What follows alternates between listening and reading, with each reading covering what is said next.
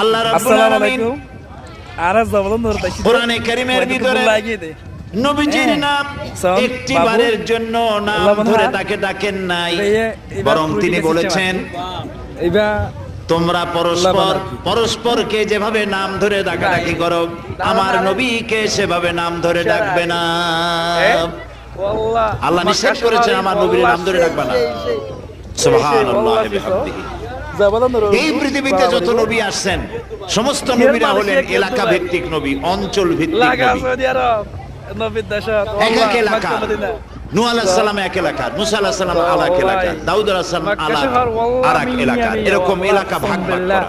কিন্তু মুহাম্মদ সাল্লাল্লাহু আলাইহি সাল্লামকে আল্লাহ রাব্বুল আলামিন কোন এলাকার জন্য নবী বানান নাই। মাশাআল্লাহ মাশাআল্লাহ মাশাআল্লাহ।